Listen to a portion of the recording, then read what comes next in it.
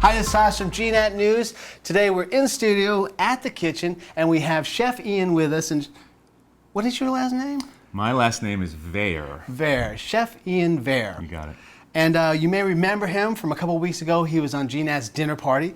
He's kindly come back into the kitchen because he's kind of known for this. So what is that, Ian? So this is a very, very special nutrient-dense organism called chaga that has been used for likely thousands of years. It's documented over 500 years in several different cultures. So I have to say about chaga, I swear to God, I have not heard about this for most of my life. Did this just appear in Vermont like the Emerald Ash Borer, or has it always been here? It's just no one's paid attention to it.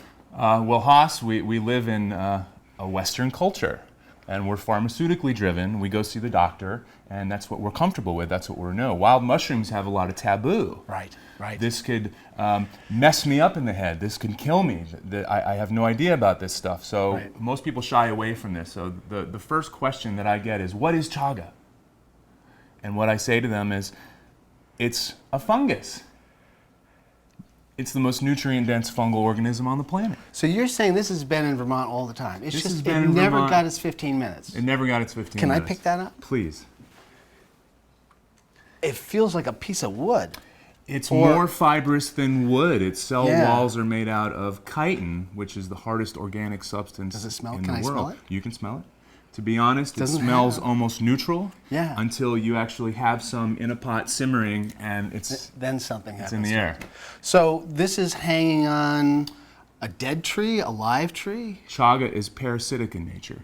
Some fungus breaks down dead wood. Some has relationships with rooting structures of trees, Right, transfer of right. nutrients. These are parasitic. So they're specifically on birch trees. Birch trees. Yes, which are a Interesting. very healing tree. They have very many qualities to them that are tremendously nutritious. And what these do is pull some of the life out of the tree.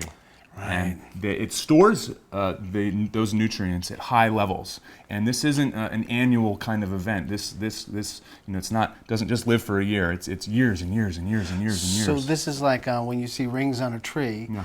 This could have been around now for 100 years on that tree. Correct. Well, 100 years is a little long. It's pushing it. Yeah, from my understanding and my research in the field, 20 to 30 years, maybe a little longer. Some of them I've seen quite large, and you can actually date them by not exactly rings, but kind of ridges that run through it. This has probably emerged from the tree about 7 years ago. And science doesn't know everything about these organisms yet, but we're learning more and more. But supposedly they actually fester in the tree for 5 to 7 years before they even emerge. So this could be Just making it sound like aliens right now. 10, 12, 14, 15 years old.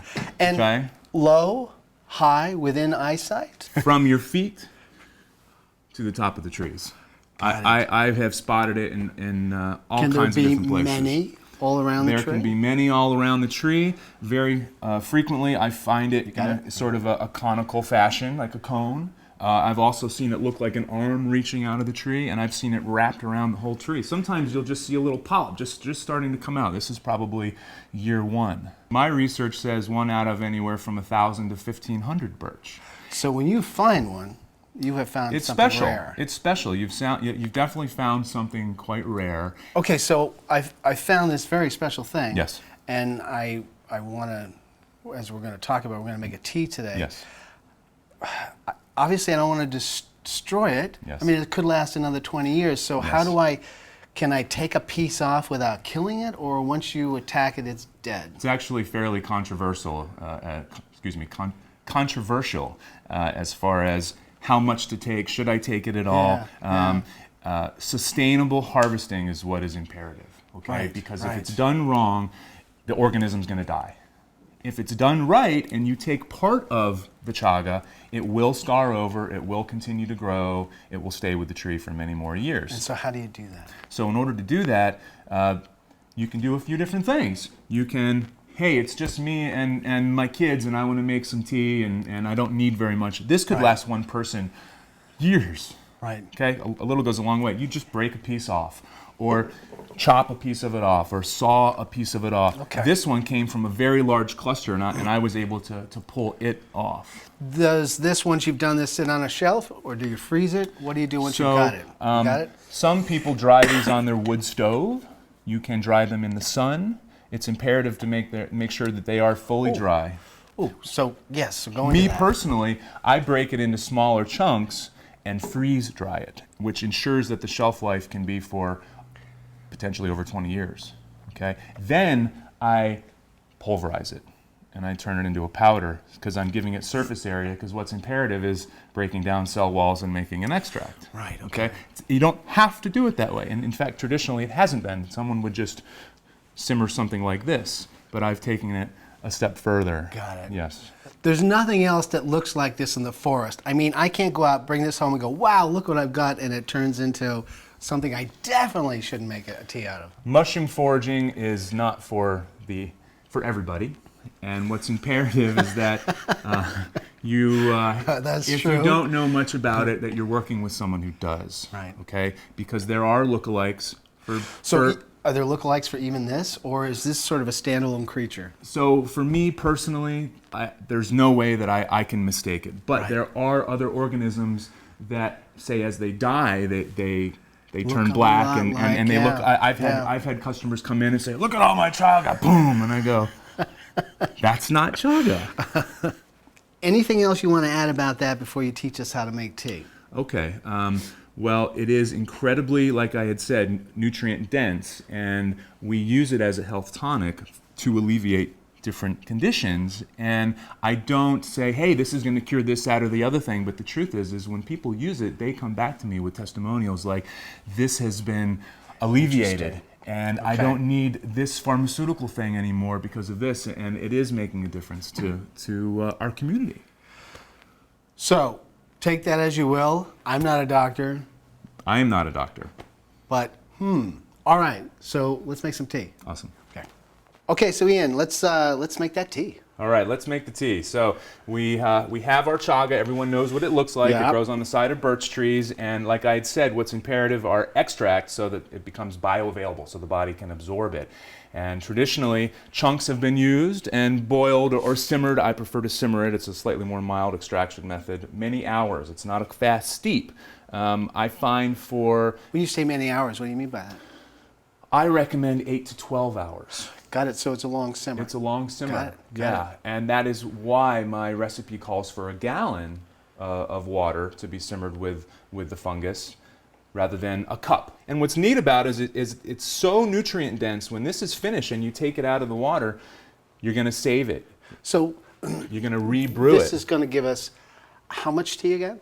Approximately a gallon. A gallon of tea. Okay. And one could use less. One could use more. Right. There's no toxic level. Right. But I subscribe to kind of a mild to moderate level for the average person to try. Okay. What I do is I generate a powder. Okay. This is my tact because I want to have a thorough extraction. I pulverize the chaga. I freeze dry it. So technically, it should be good for decades. Got it. Okay. This. Does the tea take just as long to make pulverized as opposed to not to? Yes. Okay. And I'm going to be using a stainless steel vessel today, but what else works is porcelain, a crock pot. It's foolproof. Put it on low, you let it go all day, you turn it off at night, you let the tea cool down the next day. That's a half a cup, a cup? This is a quarter of a cup. It's approximately an ounce. And you would have thrown it in there? And for purposes of being in the studio, I've already made this tea. I've already gone through this process, but this is approximately the quantity that you're going to use. And this would go right in the water. And what's it look like, Ian? And it's going to simmer for many hours, and within just a few minutes, it's going to start to darken. But by the time it's finished, it actually looks almost like coffee. It's dark. And, you know, the chaga is dark. It has this crust, this protective crust that's loaded with melanin. And melanin is a pigment, and it supports the skin. And you can use it in all kinds of products. But that's why the chaga is as dark as it is. Now, what does it taste like? What's it taste like? Sort of like a woodsy vanilla. Interesting. Okay? Mild. Some people equate it to just a black tea. It's not this strong, weird mushroom thing. And what I'm going to do today is for a gallon, I've juiced some fresh lemon and some fresh ginger. Got it. I'm going to add to a gallon, about a tablespoon of fresh ginger. Okay? About a quarter of a cup of fresh lemon. And we have a lemon ginger tea. Right? Nice. With possibly a hint of vanilla in there, but mostly it's going to taste like what you add into it. So the lemon ginger Terrific. it's beautiful, and to taste it, one would never know that it's from, and many people refer to it as a mushroom, but a mushroom tea or a fungus tea, one would never ever know. And in fact, when I'm facilitating it to the public, no one would know. I have to say what it is because some people have allergies. Interesting. Okay. But there's never been one case of toxicity in over 500 years of documentation with chaga. With chaga. Yeah. Okay. So You hinted that this is a base. I mean, yes. you could Correct. stop here and have wonderful tea. Correct. But there's something else going on here, isn't there? And there is something else going on here. So the tea is extracting all kinds of water-soluble components, nutrients, very high in antioxidants. Okay. It has what are called beta-glucans that are immune modulators. It's antiseptic, it's antibacterial, antiviral, antifungal. And people say, oh, how is it antifungal fungus? Well, it's a protective measure, and all those are from other organisms. So it's got all these great mechanisms in it that support the body. There are other products that can be made with it. That said, it doesn't just have to be tea. In the wintertime, I make soups, and rather than putting lemon and ginger into it, I make stocks with it. Okay? Interesting. First, I go through the extraction process. Right. I remove the mushroom grinds. I'll strain them out with a fine strainer that you can acquire in any kitchen store. Strain that out, reserve the grinds because I'm going to use them again, and then that liquid I'll make a stock with. I'll add my celery, carrots, and onions and bones and make a lovely stock for a soup. One could also make a concentrate with it. Now, this is a very interesting product, the concentrate, like a tincture. And what it is a super concentrated tea. You would use more chaga in your water. You also would need to soak those same grinds that you've already water extracted in a solvent like vinegar or glycerin or even alcohol, which is the strongest food grade solvent that we're able to use. Right. And after a period of months, believe it or not, those solvents become carriers for the fat soluble nutrients that the tea has very low levels of.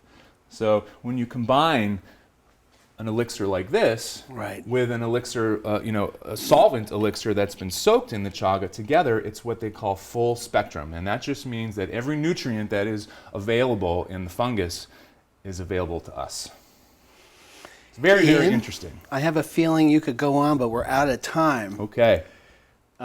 Anything you want to add before I leave here? I would like to thank everyone for watching today.